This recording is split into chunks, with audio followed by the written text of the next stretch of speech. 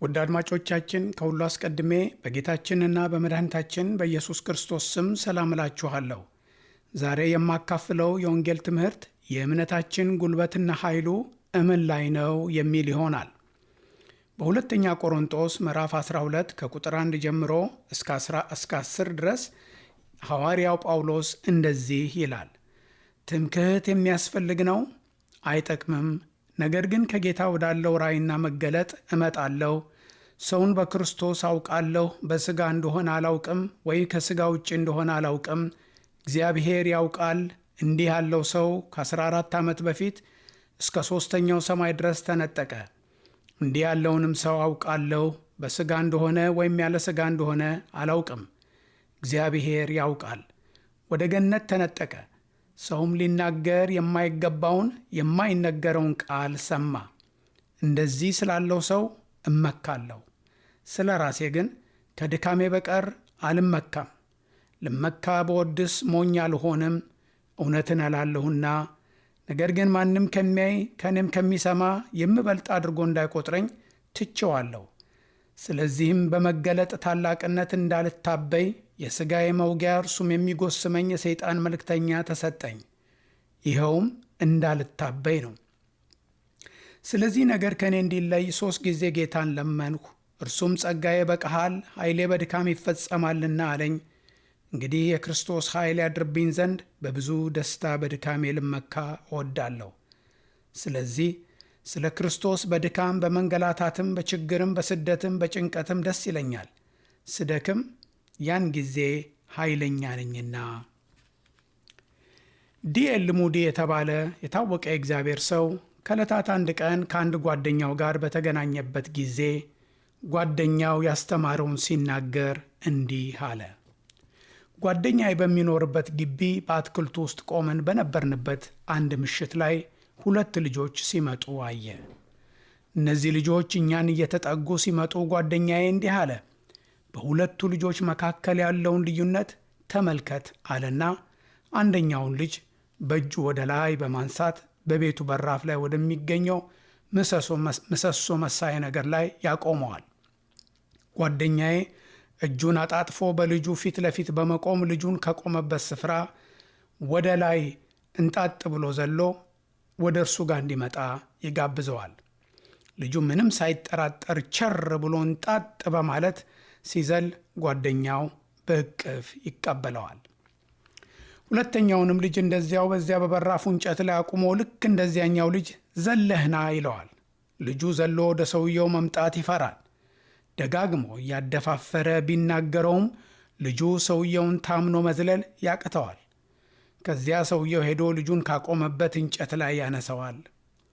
በሁለቱ ልጆች መካከል ያለውን ልዩነት ታያለህን? በማለት የሙዲ ጓደኛ ይጠይቀዋል።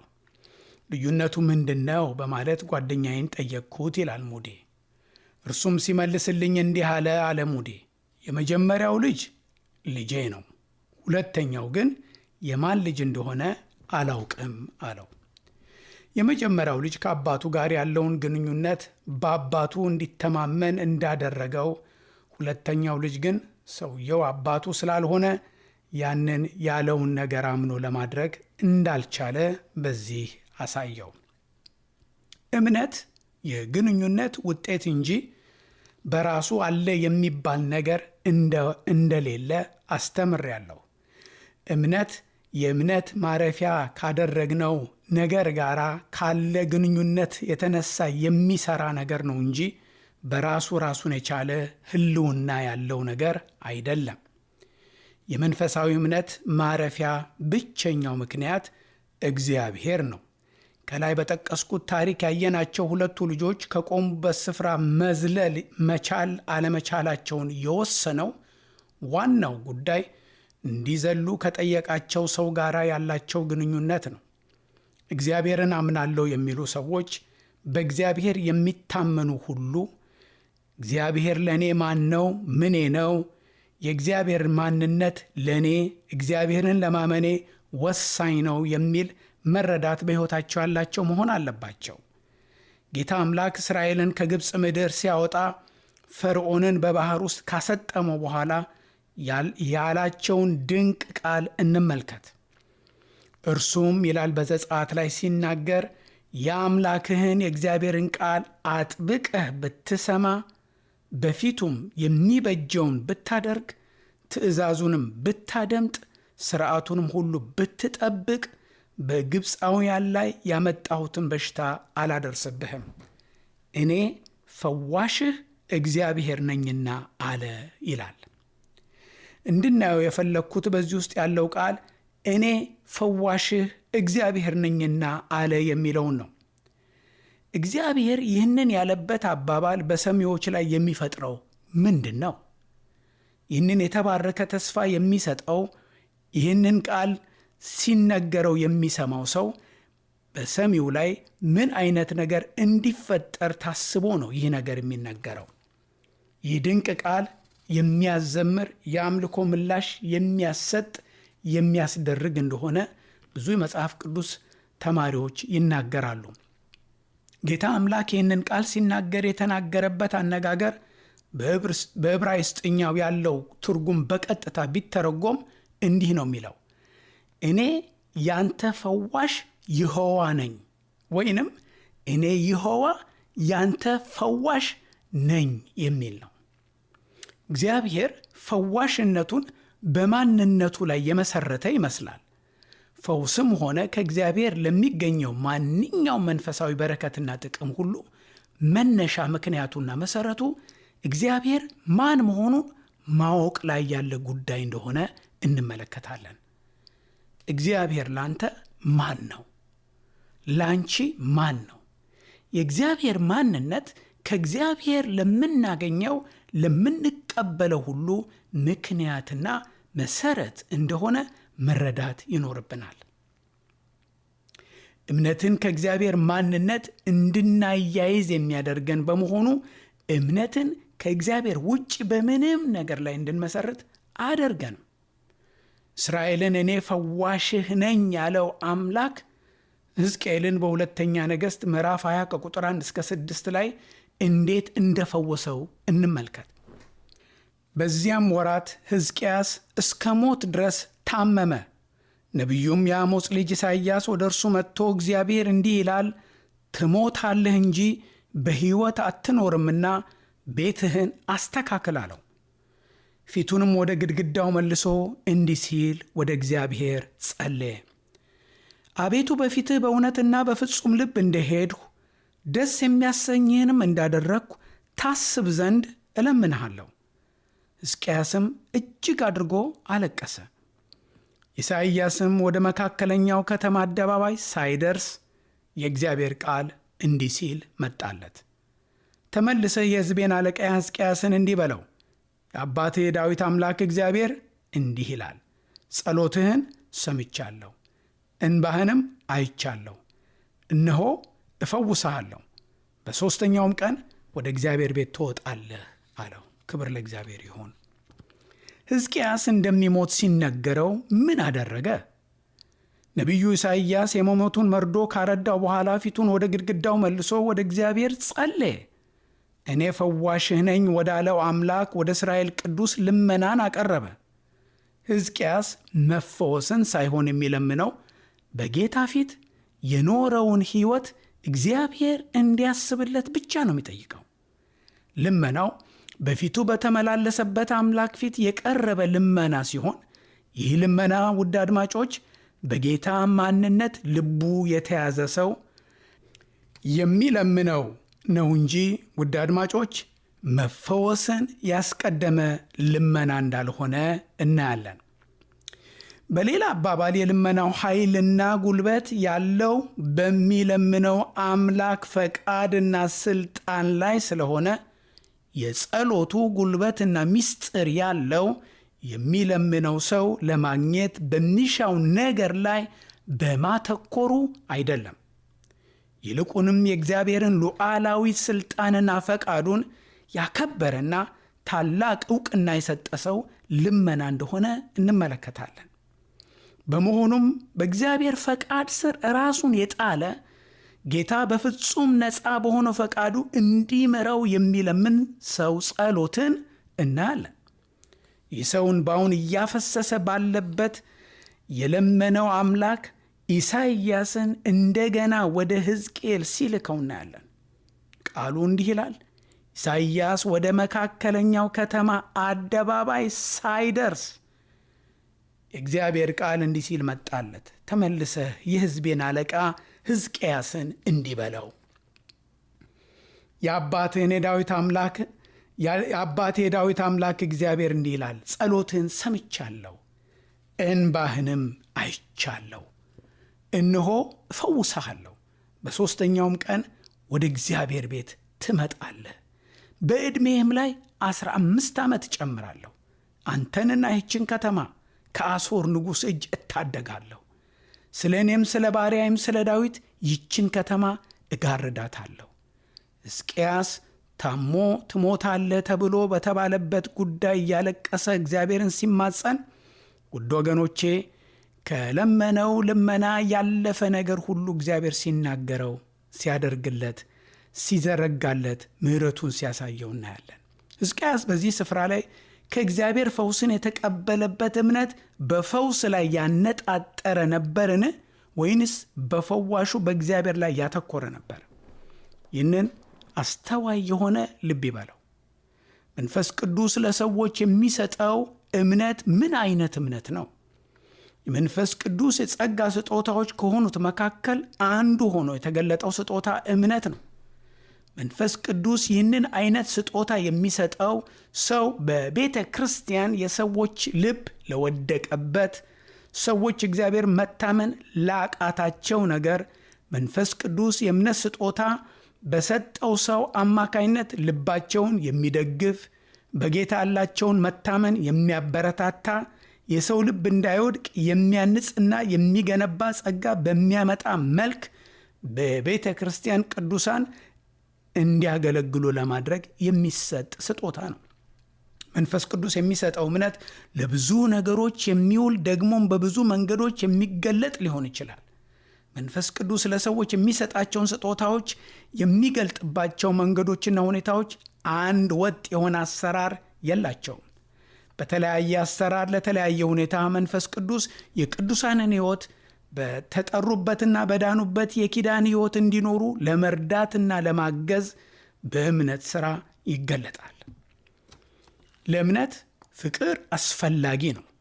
የጌታ ቃል እንደሚያስተምረን በክርስቶስ ኢየሱስ ሆኖ በፍቅር የሚሠራ እምነት እንጂ መገረዝ ቢሆን ወይም አለመገረዝ አይጠቅምምና ስለሚል ገላትያ ምዕራፍ 5:6 ላይ የእምነት ማረፊያ የሆነው እግዚአብሔር በአንድ ሰው ሕይወት በመንፈስ ቅዱስ አማካይነት በእምነት ሲገለጥ በፍቅር የሚሠራ እምነት ሆኖ ይገለጣል ማለት ነው።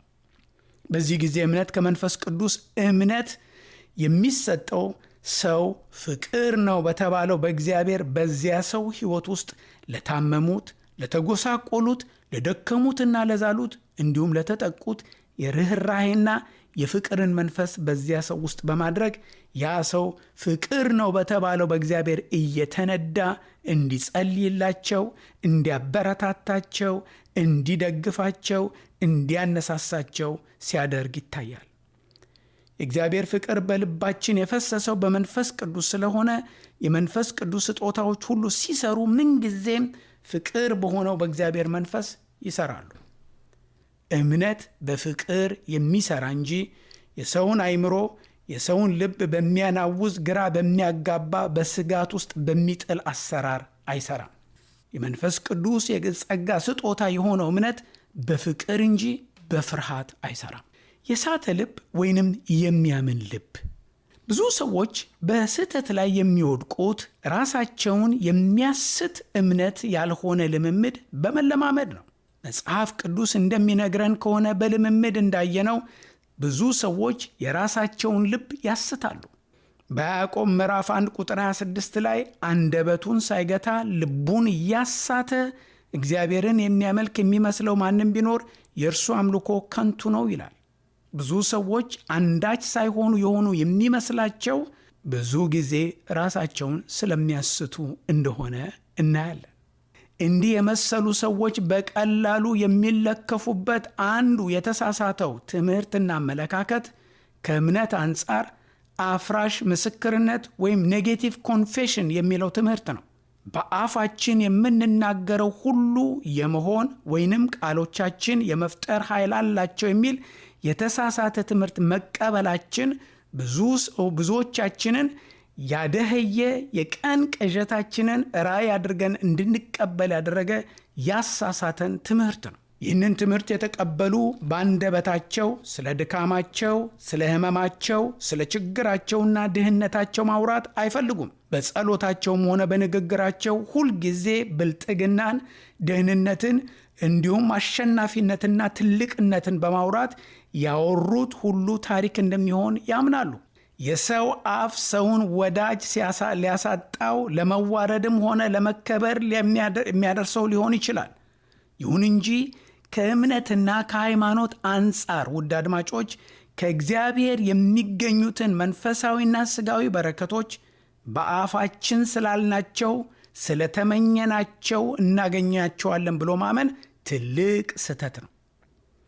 እንዲህ የመሰለውን አይነት እምነትና ልምምድ የሚለማመዱ ትልቁ ስህተታቸው ልባቸውና አፋቸው ያልታረቀበትን ከሕይወታቸውና ከአካሄዳቸው ጋር ያልታረቀውን መንፈሳዊ ብልጥግናና በረከት በቃላቸው ብቻ እነርሱ ስላሉ ብቻ ስለተመኙ እንደሚያገኙ ማመናቸው ነው። በምሳሌ 16:7 ላይ የሰው አካሄድ እግዚአብሔርን ደስ ያሰኘው እንደሆነ በእርሱና በጠላቶቹ መካከል ስንኳ ሰላምን ያደርጋል ሲል አካሄዳችን እግዚአብሔርን ሳያስደስት መንገዳችንን ከጌታ ጋር ሳናደርግ የበረከትን ሕይወት ማየት አንችልም። እግዚአብሔር ለእስራኤል ፈዋሽ እንደሆነ የተናገረበት ምክንያቱ ምንድን ነው? እርሱም አንተ የአምላክህን የእግዚአብሔርን ቃል አጥብቀህ ብትሰማ፣ በፊቱም የሚበጀውን ብታደርግ፣ ትእዛዙንም ብታደምጥ፣ ሥርዓቱንም ሁሉ ብትጠብቅ፣ በግብፃውያን ላመጣሁትን በሽታ አላደርስብህም፣ እኔ ፈዋሽህ እግዚአብሔር ነኝና አለ ይላል። እግዚአብሔርን ሳንታዘዝ፣ ቃሉን ሳንጠብቅ፣ በፊቱ የሚበጀውን ሳናደርግ ውድ ወገኖቼ እንደ ግብፃውያን እየተመላለስን ግብፃውያን ላይ ከመጣ በሽታ አድነኝ እንዴት ማለት ይቻላል? እንደ ሥጋውያን እየተመላለስን እግዚአብሔርን ባርከኝ እንዴት ማለት እንችላለን? መጽሐፍ ቅዱስ አፍራሽ ንግግሮች ስለ ራሳቸው የተናገሩ የእግዚአብሔር ሰዎች ብቻ ሳይሆኑ በመጽሐፍ ቅዱሳችን ስንመለከት እግዚአብሔር በነቢያቱም አፍ ራሱ ሲናገር እንኳን አፍራሽ ንግግሮች በብዙ መጽሐፍ ቅዱስ ውስጥ ይታያሉ። የጌታችን የኢየሱስ ክርስቶስ የመከራው ጸሎት የተጠቀሰበት የዳዊት መዝሙር በምዕራፍ 2 ቁጥር 6 ላይ እንደዚህ የሚል ቃል በዚያ ውስጥ ተጽፎበት እናገኛለን። እኔ ግን ትል ነኝ፣ ሰውም አይደለሁም፣ የሰው ማላገጫ፣ በሕዝብም የተናቅሁ ነኝ። ይህ መዝሙር ትንቢትን የቀላቀለ ቅኔ የሚታይበት መዝሙር ነው። ይህ በእግዚአብሔር መንፈስ በመንፈስ ቅዱስ የተነገረ መዝሙር ነው። የእምነት ስጦታ በሚሰጠው በመንፈስ ቅዱስ አማካኝነት እንዲህ የመባሉ ምስጢር የስህተት እምነት አስተማሪዎች የሚያስተምሩትን ትምህርት ዋጋ የሚያሳጣው አይደለምን? የእግዚአብሔር ሰዎች ራሳቸውን ዝቅ ለማድረግ በጌታ ፊት በማዋረድ የሚጸልዩት ጸሎት ዛሬ የለም። ዛሬ ማቅራራት፣ መፈከር፣ ጉራ ቸርቸራ ነው። ከላይ ያየነው ሕዝቅያስ እንደሚሞት ቤቱን እንዲያዘጋጅ የተናገረው እግዚአብሔር አልነበረምን? ትሞታለህ ያለው ይህ አፍራሽ የሆነ በነቢዩ በኢሳይያስ የተነገረው ትንቢት ሕዝቅያስን ወደ ንስሐ የመራው የጌታ ቃል አልነበረምን? ከላይ እንዳልኩት ብዙ ሰዎች ልባቸውን እንዲያስቱ የማሳቻ መሳሪያ የሆነ ቃል እየሰጠናቸው ንስሐ እንዳይገቡ የጌታን ማስጠንቀቂያና ምክር እንዳይሰሙ በንስሐ የሚገኘውን ፈውስ እንዳይቀበሉ እንዲሁ የእግዚአብሔርን ቃል እንደ ኤርምያስ ዘመን ነቢያት እየሰረቅን እንዲሁ ትፈወሳለህ እያለን ቃሉን ተናገረው በለው ይሆንልሃል እያለን ሰዎችን ስተን እያሳተን ከምናደርገው መንገድ እግዚአብሔር ይመልሰን። እግዚአብሔርን በመፍራት ከዚህ ውርደትን ካለበሰን ወንጀለኛ ትምህርታችን እንመለስ። ትሞታለህ የተባለው ሕዝቅያስ ያልሞተው አልሞትም እያለ በብሉይ ኪዳን የሚገኙትን የአምላካችንን ቃሎች እየደጋገመ በመናገር ሳይሆን የዳነው ወደ ግድግዳ ፊቱን አዙሮ በአልጋው ላይ ተኝቶ እያለ ስቅስቅ ብሎ እያለቀሰ የእግዚአብሔርን ምሕረት በመሻቱ ነው። በለው ይሆንልሃል ጥንቆላ መሳይ በሆነ የስተት እምነት ወናና የናወዘ ሕይወት የምትኖሩ ወገኖቼ የንስሐ ጥሪ ወደሚሰማበት የወንጌል እውነት ተመለሱ። ነቢያቶቻችሁ አያስቷችሁ። በሁለተኛ ቆሮንቶስ ምዕራፍ 12 ቁጥር 9 ላይ ሐዋርያው ጳውሎስ ሦስተኛ ሰማይ ሄዶ በመምጣቱ ቀደም ብዬ ባነበብኩላችሁ በክፍል ላይ የሚናገረውን ስንመለከት ትልቅ ትምህርት እናገኛለን። ሐዋርያው ጳውሎስ በትዕቢት እንዳይያዝ የሰይጣን መልእክተኛ እንደተሰጠው ክፍሉ ይናገራል። ይህ የሰይጣን መልእክተኛ የሕይወቱን ደካማነት በማሳየቱ ተቸግሮ ከእርሱ እንዲለይለት ጌታን 3 ጊዜ ሲለምነው እንመለከታለን። ለጸሎቱ መልስ ጌታ ከሰጠው በኋላ ሐዋርያው ጳውሎስ የሚለውን እንመልከት። እርሱም ጸጋዬ ይበቃሃል፣ ኃይሌ በድካም ይፈጸማልና አለኝ። እንግዲያስ የክርስቶስ ኃይል ያድርብኝ ዘንድ በብዙ ደስታ በድካሜ ልመካ እወዳለሁ። ሐዋርያው ጳውሎስ ውድ አድማጮች በድካሙ መመካቱ ድካም አመጣበት ወይንስ የጌታን ጸጋና ኃይል እንዲሰራበት አደረገው? የጌታ ጸጋ ከሥጋ ለሆነና በሥጋ ለሚሆን ነገር የሚሰራ አይደለም። በሰው የሚመካ እርጉም ይሁን ነው የሚለው የእግዚአብሔር ቃል። የሚመካ በእግዚአብሔር ይመካ የሚለው የአዲስ ኪዳኑ እውነት ውድ ወገኖቼ የእምነታችንን ሁሉ ይዘትና ጥራት የሚለካ የሚመዝን አሲድ ቴስት ነው። የጌታ ጸጋና የኃይሉ ሥራ ለመንፈሳዊ ሕይወት እንጂ ለሥጋዊ ሕይወት የሚሆን አይደለም። ሐዋርያው ጳውሎስ የራስን ማንነት የሚያይበት አስተያየት አፍራሽ ወይም ኔጌቲቭ ኮንፌሽን ከሚባለው ትምህርት ጋር ሲታይ የተለየ ነገር እንድናስብ ያደርገናል። እንዴት ሐዋርያው ጳውሎስ በድካሙ ይመካል? በብዙ ደስታ እንዴት በድካሜ ይመካለሁ ይላል? ለድካሙ ዕውቅና እንዴት ይሰጣል? ይህን ነገር በማድረጉ ሐዋርያው ጳውሎስ ተሳስቷልን? ይህ የእግዚአብሔር ባሪያ 3ኛ ሰማይ ሄዶ እንዲህ አለ። እኛ ግን ካለንበት ሰፈር ሳንወጣ ጣሪያ ያለፈ የከነፈ ትምክህት እንናገራለን። ይህ ሰው 3ኛ ሰማይ ሄዶ ሰዎች ያላዩትን ያየ ያልሰሙትን የሰማ የሚያስደንቅ መንፈሳዊ ልምምድ የተለማመደ ነው። ነገር ግን በብዙ ደስታ በድካሜ ልመካ እወዳለሁ አለ። የሥጋ ትምክህት ጉረኝነት ባለበት ቦታ፣ የሥጋዊ ፍላጎት በሰለጠነበት ቦታ ጸጋ ይጎድለናል እንጂ የእግዚአብሔር ኃይል በሕይወታችን አያድርብንም። በክርስቶስ ኢየሱስ ያለውን ለማግኘት እንደተጠራን የምናውቅ ሁሉ በሐዋርያት ናፍቆትና ምስክርነት እንጂ በሐሰተኛ አስተማሪዎች እምነትና ምኞት ሕይወታችን መቃኘት የለበትም። ሐዋርያት ለእነርሱ ረብ የነበረውን እንደ ጉድፍ እየቆጠሩ የኋላቸውን እየረሱ ወደፊት እየተዘረጉ ይኖሩ የነበሩበት ምክንያት አንድ ብቻ ነው። እርሱም ክርስቶስን ማግኘትና በክርስቶስ መገኘት ብቻ ነው። በፊልጵስዩስ ምዕራፍ 3 ከቁጥር 7 እስከ 11 ላይ ሐዋርያው ጳውሎስ እንዲህ ይላል፣ ነገር ግን ለእኔ ረብ የነበረውን ሁሉ ስለ ክርስቶስ እንደ ጉዳት ቆጥሬዋለሁ።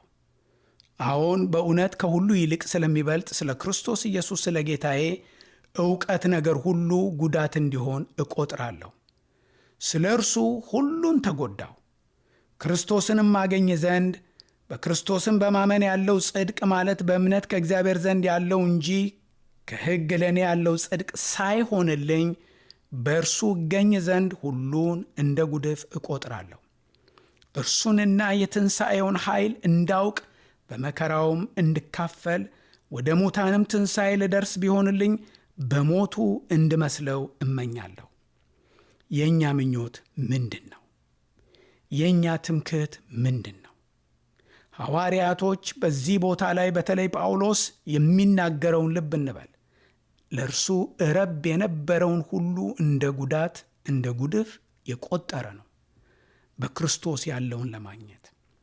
እውነተኛ እምነት እንዲኖረን የምንፈልግ ሁሉ፣ ከተሳሳተ እምነት ለመውጣት የምንሻ ሁሉ ይህንን ልብ እንበል። የሰውን ልብ ከሚያስት እምነት በመዳን ክርስቶስን በመምሰል እየኖርን ወደ ክርስቶስ ሙላት ለመድረስ የምንሻ ከሆነን ምኞታችን የተስተካከለ የሚሆነው ኢየሱስ ባለበት ያለውን ስንሻ፣ በምድር ያለውን ሳይሆን የክርስቶስን መነሻና መድረሻ፣ የክርስትና መነሻና መድረሻ ወደ ሆነው ሰማይ እግዚአብሔር ልባችንን ሲያቀና እንደሆነ ልብ እንበል። የሰማነውን እግዚአብሔር ለመታነጻችን ለመዳናችን ያድርግልን። በጌታ በኢየሱስ ክርስቶስ ስም አሜን።